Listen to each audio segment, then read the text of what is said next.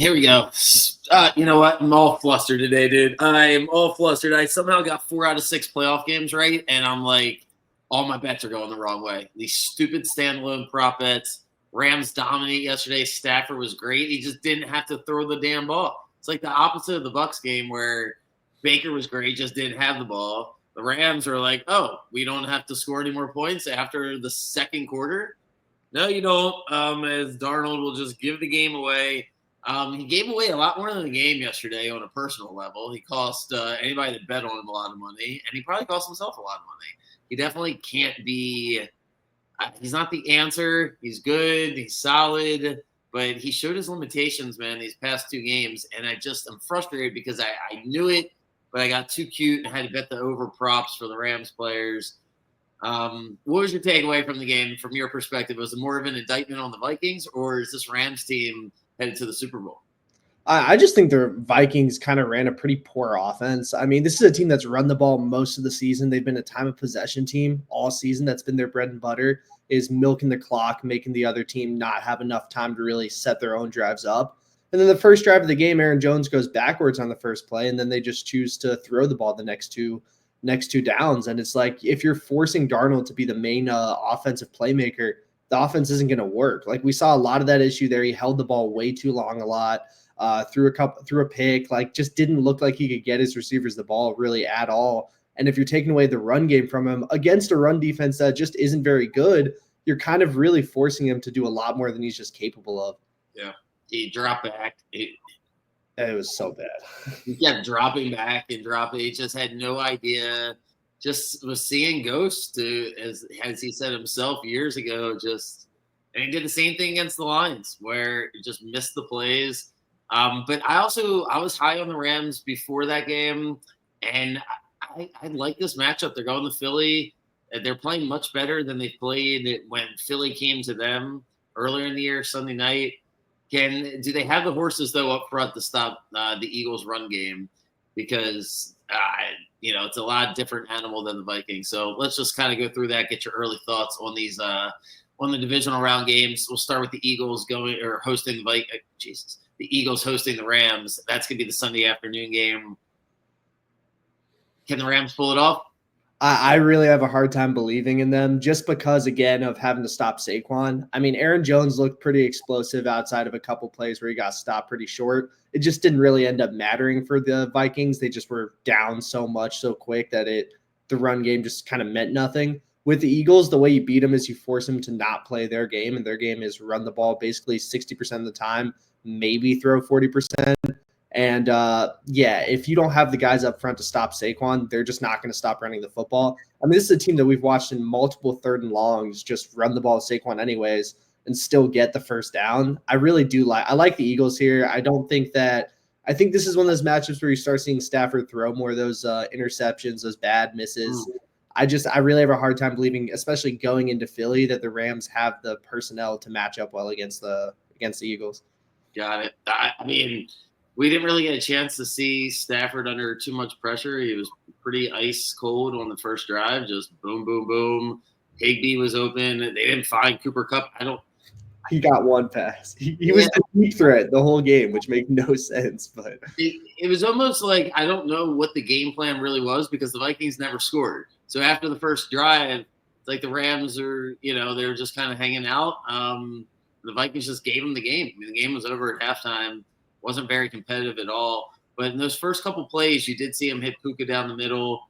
I don't know. I thought the Packers receivers made some competitive catches against the Eagles secondary.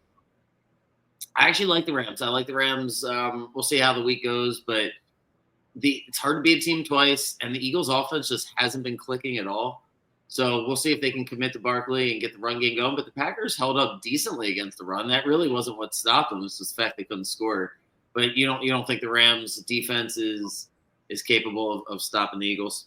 No, I have a really hard time seeing it. Again, they've been a pretty bad run-stopping unit all year. I know Jared Verse has been phenomenal all year too, but just one player can't counter out a unit that still has a massive Aaron Donald-sized hole missing in that middle. And when you're going up against Saquon Barkley, I mean, you really need to have top-tier defensive guys to really be able to contain him. Yeah, we'll say the Rams got to get the lead. You saw what happened to the Packers. They can get grinded out, but if you get up on the Eagles, they could get nervous and throw it away like they did against Tampa. That's the one game that sticks out this year. That was the game right before the bye. It was the worst game for the Eagles, and Tampa just blitzed them early, and then Philly couldn't get back into it. What about the other game? The Lions are huge favorites. I think most people are surprised that it went all the way to 9. That felt like more like a 6 or a 7 after the way Daniels played. How does Washington match up against the Lions in your opinion? I think this is a great spot for the Commanders. I really do like Jaden Daniels. It feels like every week he just finds a new part of his game that just looks phenomenal. And I also just really love Terry McLaurin against the Lions coverage. Lions have been pretty weak covering really good man up guys all season, and I think you'll see McLaurin get open a good bit. The run game won't be there as much, I think, for the Commanders, but that hasn't really been an issue. They've kind of stepped away from a lot of Brian Robinson, Austin Eckler, and more so kind of put the ball in Jaden Daniels' hands. Basically said you can make the decision yourself if you want to run or if you want to pass. I think it stays close. I think it's probably a high-scoring game, but ultimately it comes down to the Commanders' defense. I don't think they have the big play stopping ability to stop guys like St. Brown and Jameson Williams. And I really don't think they have the run stopping unit to stop Montgomery and Gibbs, because I do think Montgomery will be back for this game. So I'm not sure 100%, but I'm fairly certain that he will be active at least for a couple drives, and that'll take a lot of the stress off of Gibbs' body, and that'll see him being a lot more explosive like he was earlier in the season. Why do you think the line is the way it is? Because the Lions jump on teams, and the Lions, like with them, like they're a team that can beat any team by 30 points. They can also beat a team by a touchdown, and I think it's just their ability to, if the Commanders start making mistakes, Lions will just like pile on points, and then it'll be like 31-10 before you've even blinked. Yeah, I don't think you're wrong about that. My main question about Washington is Lattimore was the big acquisition for Washington in the secondary. Washington acquiring Lattimore when they did was kind of like a win now move, right? Like he's in the prime of his career, at least at the tail end of his prime. And they wanted to bring him in to shore in the passing defense. They have Jonathan Allen up front. They got Daron Payne. They have Wagner. They got Luvu. They have guys. But Lattimore let him down. It was Evans kept beating him. And the Lions had to see, what everybody saw, which was the Bucs were able to move the ball down the field passing fairly easily, right? Like the Bucs stalled out in the red zone, and they just didn't have time in possession. So do you think it's more likely that the Lions can jump on them, get the big plays down the field, than Washington can actually pull this game out? I think it's definitely more likely that they just beat them by 20 than Washington just wins the game. But I think above all that, it's more likely to stay close, just because I do think that the Commanders, again, they're rolling. They're one of those teams that has momentum behind them. They're probably really happy they played in the wild card round, because they were able to get their rookie quarterback some playoff experience in a high leverage matchup, but one that he just looked really, really comfortable in. Really good. I think that they're going to want to throw the ball later in the game. But again, this is a Lions team that's loved running the football as much as they can. Early in the season, you'd barely see Goff even like eclipse 20 completions a lot of times, because they just really didn't need to. And I think going into the playoffs, they're going to try and go back to that bread and butter. So if the Commanders can stop them on the first 2 drives and they're trying to establish the run game, they can stay in the game a little better. But if they're able to run at will, as well as probably being able to just pass at will, the Lions should be able to just put up 40 points this game. And then you ultimately favor the Lions at home against the Eagles, or you think the Eagles would win that game? That's so tough. I think the Eagles are probably if it's a neutral site game, I think the Eagles win that game. But I think if it goes to Detroit, again, the Lions atmosphere has been phenomenal all season. They really want to see a ring. I think a championship game in Detroit really, really helps Denver or the Lions. Yeah, I'm gonna roll. Just my gut feeling. I don't know. Is the Rams? I think the Rams are gonna end up back in Detroit. Stafford gets back in Detroit, and this time he beats them. That'd be really sick. I just think that their defense is playing really well. They got after Darnold. It is a different animal going to Philly, but when Stafford and Puka are the underdogs, I think that's a huge boost for them. When they got the Eagles at home on that Sunday night game, they just fumbled that ball. They were able to run down the Eagles' throat, and then Kyron Williams fumbled. and then Barkley ran away from them. So we'll see if they've improved enough. But I do favor the Rams. That even after just listening to you, it just doesn't feel like an Eagles-Lions NFC Championship. It feels like Stafford's back in Detroit, and maybe he pulls it out. Maybe it's the Lions' year, but that's what I got. On the AFC, all right, let's attack this Chiefs-Texans game because smart people are trying to talk themselves into the Texans. I think you're trying to I think you have to talk yourself into it because that Chargers game was more of a reflection of the Chargers. Herbert threw the ball away. Yeah, the Texans defense is really good. Fine. Good enough to hold the Chiefs to 21, 24 points. But I don't see the Texans being able to move the ball. The offensive line is just bad. And Stroud is fantastic. It just doesn't feel like the year for the Texans. Can you make the argument the other way? The one thing I can say is that the corners in Houston looked incredible against the Chargers. They're really good playing with the ball. If Mahomes ends up making some wild throws, which I really just don't see happening in the playoffs. But if he plays like regular season Mahomes at all, the Texans are going to capitalize on it with Derek Stingley, with Kamari Lassiter. Those guys were just incredible against the Chargers. And then Will Anderson was great edge rushing that whole game. Danielle Hunter looked pretty good as well, too. They looked really good against the Chargers, but I think you're right. It was just a really bad game by the Chargers. The Chargers also have the worst offensive skill players. It's pretty ugly, yeah. Because you saw McConkey got open consistently against Houston. That was a big thing that the Chiefs are going to take away from it, is that the one skill position guy that's able to do basically everything at a above average level got open a lot. And they should feel confident with guys like Kelsey that they will be able to get open. Disley was open a good bit. He just couldn't do anything when he was open. So I think that the Chiefs, I really wish I could say the Texans have a good shot. I think on offense they do, because the Chiefs have struggled to contain deep threats all season, and Nico Collins is, at this point, probably the best deep threat in the NFL. But that being said, this is a Chiefs offense that's going to run it's going to be short, ahead of the sticks offense that I don't think the Texans are able to really stop that well.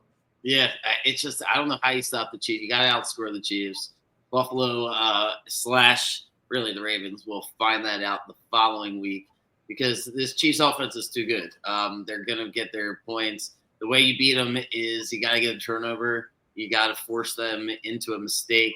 And I don't know if the Texans have the personnel to do it. I think they're solid on defense, but I just don't think it's enough. I would be surprised if the game is close.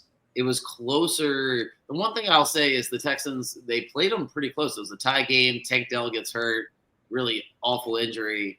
And it almost looked like it inspired the Texans because they stopped the Chiefs on the next drive on 4th down, and they got the ball back, and they just couldn't do anything with it.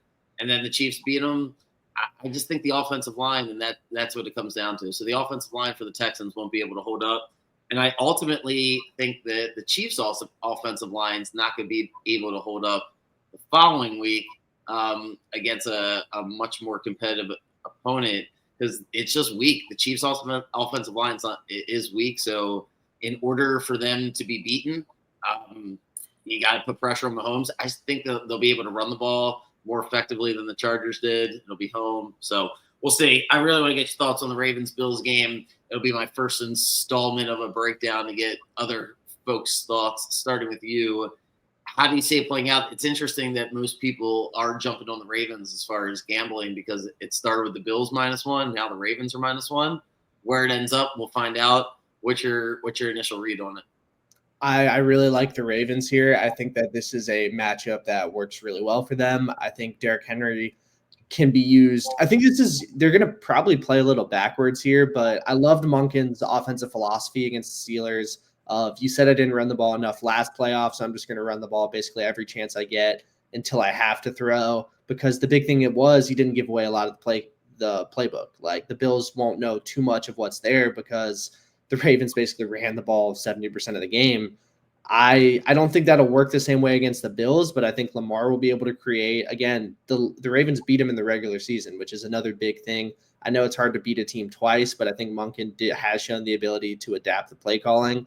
I think it's one that will probably be low scoring. I don't see a lot of points on either side because I don't think the Bills are just going to be able to run that well against the Ravens rushing defense. But I like the pedigree of Lamar. I like the pedigree of Mark Andrews, and I like the pedigree of Derrick Henry to kind of be what pushes them over. This feels like a Derrick Henry game And next week feels like Lamar would have to win the AFC Championship. The Chiefs have a much better front seven than Buffalo. The Chiefs will, I think, sell out to stop Derrick Henry after he has another 150-plus game. I just don't look at Buffalo's personnel. It's just not there. It's very similar. They have a worse defense than Pittsburgh does. It's just not there. I don't think they can stop the Ravens whatsoever. Allen would have to be superhuman to win this game. And after watching them against Denver, they don't have enough explosive players. They grinded out that win against Denver with defense. Like what happened to Buffalo on that first week, or the first matchup when the Ravens just blitzed them and got the lead, and then Buffalo couldn't get back into it. That's who Buffalo is. They're not built to come back this time around. They're built more to get the ball to James Cook, and the defense only plays good as a pass rushing defense. It's a lot like the old Indianapolis Colts defense with Von Miller there on the outside playing the role of Dwight Freeney, where, yeah, if Buffalo gets up on you, that's why you knew when, Denver didn't make that field goal going into halftime. You're like, oh, shit, don't let Buffalo go up 17-7 because then the game's going to be over. I think the Ravens jump them.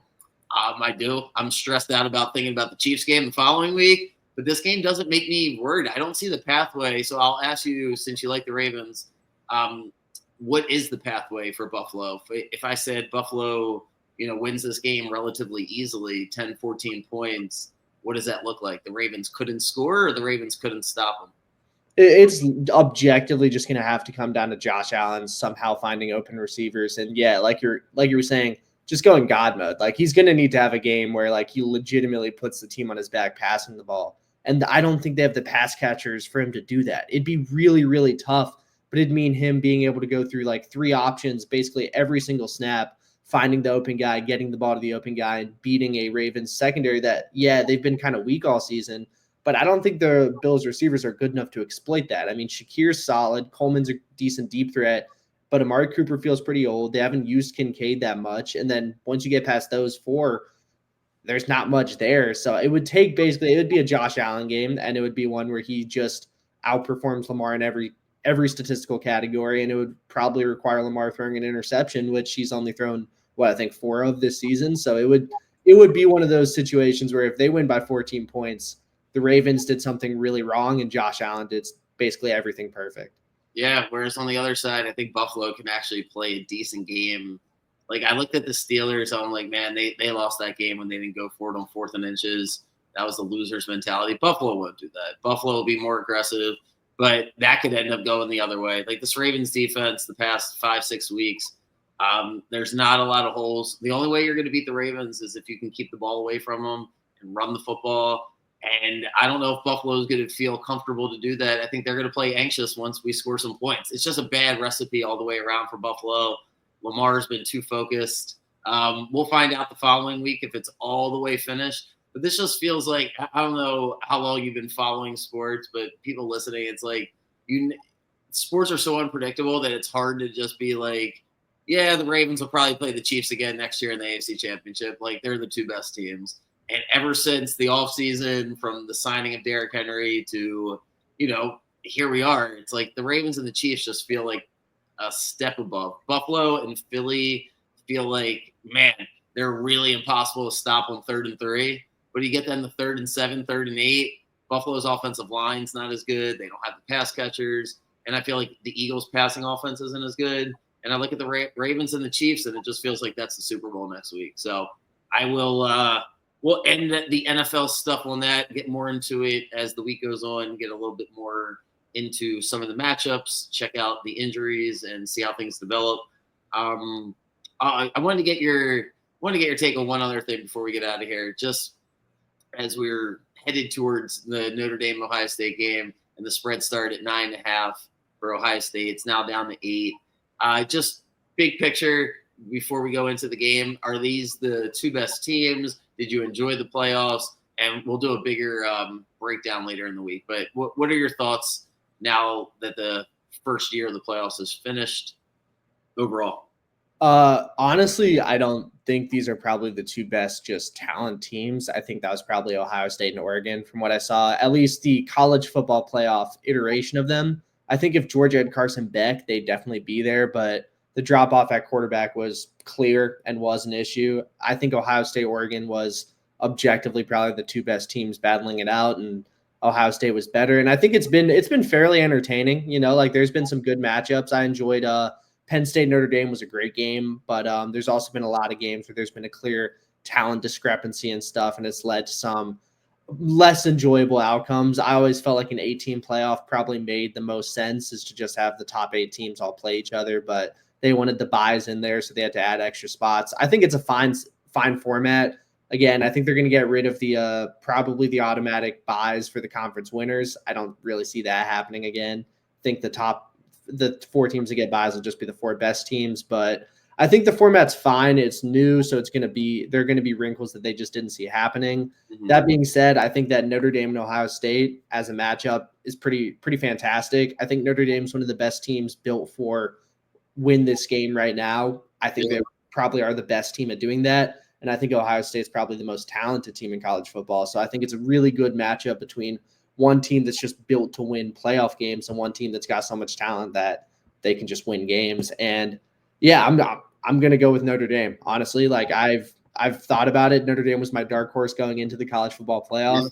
Yeah. I'm going to ride with Notre Dame. I think that they're good enough at this point. I think they have the better coach, and I think there's like just different mentality in South Bend than there is in wherever Ohio State is. Yeah, in Columbus. But I do think it would be interesting that Notre Dame will have to go up against the really talented receivers. Have they played any receivers?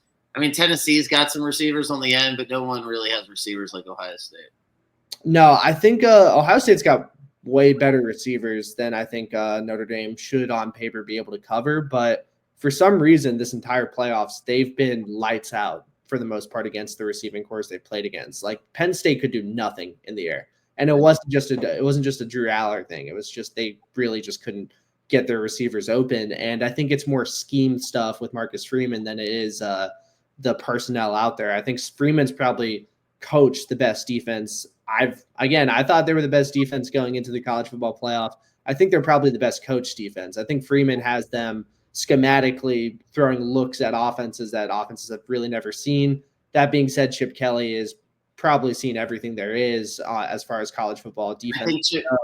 Well, don't you think Chip Kelly is going to watch Arian Smith's 70-yard bomb that Stockton hit him with and say, yeah, we can probably do that 4 or 5 times? I think he will, but I think Marcus Freeman's going to watch it and probably figure out how to make sure it doesn't happen again. Like, I do think, like, I look at stuff like that, and I think Arian Smith, Chip Kelly is going to try and replicate it. I can see this being one of those games where Chip Kelly gets a little arrogant, though. I can see this being the moment where you see Chip Kelly maybe outthink himself and put himself in a bad position, while Marcus Freeman just looks steady right now. And I think that they have an offense that should be able to move the ball against Ohio State. I think Texas ran the ball really well against Ohio State. I think they showed some holes in the run defense department that I think that Notre Dame can exploit. It'll be a close game. It'll be one of those games that probably is going to be probably the most entertaining college football playoff final since for a fucking minute. But I think it'll be I think game here, yeah. What about the schedule? I think they did a pretty good job last week. It was pretty smooth. Thursday, Friday, don't interfere with the NFL playoffs at all. And then they're off for a whole week here. The only problem is it's hard to get the build up for that national championship game because all the energy is basically sucked out of college football this week. It's really focused on the 4 NFL games. And then Monday, you want to recap the NFL games and then preview the AFC and the NFC championship. And then it's like, oh yeah, by the way, there's the Ohio State Notre Dame game. That's been my feel on it. Really for as long as they've been doing this. I don't know if there's a way to work around it. Do you get that same feeling or not really?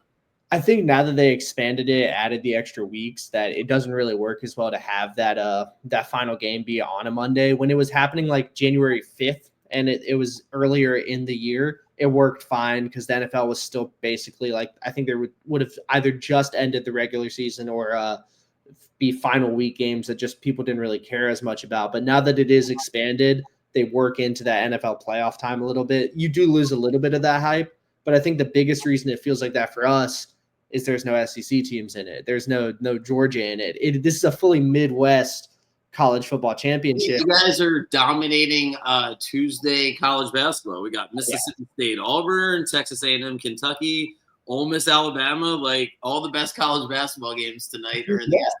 And they've just, the SEC's just moved on at this point. Like, it's like if you're watching the college football championship as an SEC school, you're just doing it because you like college football. No, like stake in it, but you've kind of mentally like moved all your emphasis, all your focus onto. I mean, fuck, every single SEC team has a good basketball team this year. Like, it's never been this stacked long, which is, it's amazing. So everyone's just kind of shifted focus to their respective basketball teams. That's a conversation, like that's a deeper conversation to figure out like exactly why things have changed. Because it is interesting. It went from, man, when I still remember the Ohio State losing to LSU. It was like 3 years in a row where SEC just destroyed the Big Ten in the championship. And then all the draft picks came from the SEC and SEC. And then Urban Meyer really was the one that changed it. It showed that it was coaching and recruiting, not just demographics and like where you are. And now in basketball, we're seeing the same thing. It's just a transfer of a lot of these elite coaches on the Northeast that have retired and moved on. And there's a lot of money flowing from these football programs down to the basketball programs.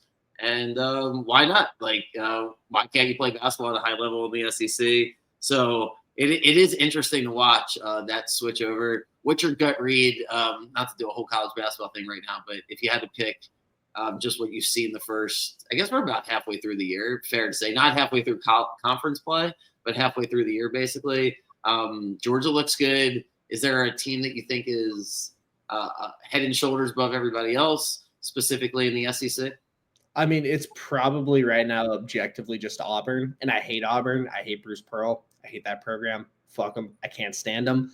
He's put together a pretty great team. I mean, they're losing Johnny Broome, I think, is going out for a couple weeks, who's been their main guy, but they're ridiculous. Like they just win games. They run a press defense, which for some reason, even at the D1 college level, still screws up like teenagers and stuff. They still can't figure out a press. And that's what he runs. And the defense is set around the press, and he creates more opportunities for mistakes, and his offense takes advantage of them. Like they're just I love the press. I'm always in favor of the press. Even at the highest levels, I think when Jay Wright does it, the press can be, there's variations of it, right? Like Jay Wright would run that like a 1-2-2. It kind of just would slow you down. Auburn is so long. They're so athletic, but they never win those games in the tournament. They'll always find a way to lose to the senior-ridden random school. Because those people don't care about the press. They say they don't care. These are like guys coming from these more mid majors. Like there are probably teams that throw a press at them for no reason, right. three times a month, and so they're more used to it. And they're like, okay, well, someone will get open, and they're normally 3-point shooting teams that can just beat them like that. But Auburn welcomes all these teams to shoot the three on them. They say we're going to man up basically the entire court. If you can get a guy open, please take the shot. It's college basketball. You're probably going to miss, and that wins you regular season games. But in the postseason, there are teams that will just hit that shot all game. And Bruce Pearl still hasn't really figured out how to adjust the press to the tournament. Bruce Pearl also coaches with an extreme amount of like just anxiety. Like he's just filled with energy that turns into anxiety once his team inevitably is losing in March. He complains so much. Oh my God. I've never seen a guy complain like more than him, besides maybe Dan Hurley. Dan Hurley is probably like head and shoulders above every other college coach with complaining. But Bruce Pearl's easily second. And yeah, I can't stand him. And I forgot. I'm sorry. As we were rambling, though, I forgot that like Florida's really good this year too. I love Florida's program. I love Florida. What's the coach's name again? Do you remember off the top of your head? No, I don't. I really like him. But yeah. Anyway, a lot of good college basketball stuff. We're gonna move into that as the Ravens wrap up their third Super Bowl here in a few weeks, because that's where we're headed, man. We're headed towards. I see it. Makes too much sense. We're rolling. There's a lot of syncrecy from the first two Super Bowls, and this Bills team is just not good enough to hang. They needed to be the underdog going to Baltimore and being told that they weren't good enough to win this game. now it's like it's a 50-50 game, but they know deep down it's not a 50-50 game. Like the Ravens are just better, and Allen's not. Yeah, I don't see it. I see the Ravens rolling. I see the Chiefs rolling, and we'll be here deja vu for the following week. And in the NFC, I don't say anything can happen, but I'm big on the Rams. So I know a lot of people just like the chalk on the Lions and the Eagles. We'll see. We'll see how it shakes out. You and I will get together with Clayton some point later in this week, or we'll figure it out. But we'll do a pod on Notre Dame, Ohio State exclusively. And yeah, I'm going to try to be better. I mean, I'm really getting frustrated. Like I said, I don't mind getting the bets wrong, but it'd be nice if I wasn't 4-2 with the actual results. Like that's me like overthinking it, and then I get really annoyed. It's been a bad playoffs. It's been most of the teams have run the ball all game. It's been boring. It's just not been fun to watch. And then the last game, they threw the ball a lot, and then just I don't know what I watched in the second half, to be completely honest. Like they were playing football, but I don't know who was very underwhelming. Darnold was like cooked. If you didn't know any better, you're like, this team didn't win 14 games. Like, how did they win? It looked like a team that drafted a quarterback in the first round last draft. Like they just felt like one of those teams. Like I will say though, we gotta change. Like we gotta do something. I'm not big on bashing on the referees because that just is low hanging fruit. But Stroud committed intentional grounding in the end zone, like 1,000%. Like the whole point of intentional grounding is you threw like the technicality bullshit is stupid. It's like if that was not a legitimate chance to make a pass, then he would have gotten sacked, and therefore the result of the sack should be like that's the whole rule, right? Stroud got away with one, and then they lost the game. The Chargers did on the next play, basically. Because I don't know if you saw it, but it was he literally commits intentional grounding, and then 2 plays later, it's 3rd and 16. And I remember thinking it as the play was happening because he drops the snap. And I'm like, see, that's fucking karma for you. He's about to get another safety or get like sacked on the 2-yard line. And said he throws it for 40 yards, leads to the Texans going down the field to get a touchdown. The Chargers like just don't score after that. It's like somehow. I think the Chargers lost that game when Stroud throws the interception. And Herbert did. Yep. And then because that first off, watch the playback. Herbert made the wrong read. Watch it back and tell me who he was supposed to throw the ball to, because I don't know what the play design was, but the main option should not be the dude running across the field. Like Ravens fans were quick to be like, see, Greg Roman does suck. And I was like, technically they were playing the Greg Roman game. Herbert just was like, yeah, we're up 6-0. And I like, dude, you just go up 9-0 on the Texans there. That game was pretty much cooked. The Texans couldn't do anything. No. But I say that to say that last night, it bit the like they gave Stafford early in the game. He clearly threw it, so it wasn't a fumble. But like they gave him the benefit of the doubt that Puka was right there, and the ref, O'Connell's going crazy, yelling and screaming. Didn't affect the game, and Rams still would have rolled them. But what are we doing here? Like intentional grounding is let's modify this rule. It's just stupid. It shouldn't be an escape for the quarterback to just throw the ball on the ground. I agree. Yeah. That's my rant for the Tuesday. All right, I'm gonna have college basketball out tonight. Feeling good about some of these games, so look forward to that. And if you got anything, you fire away. I'll see you in a few days. Good luck to everybody, and I'll be back tomorrow.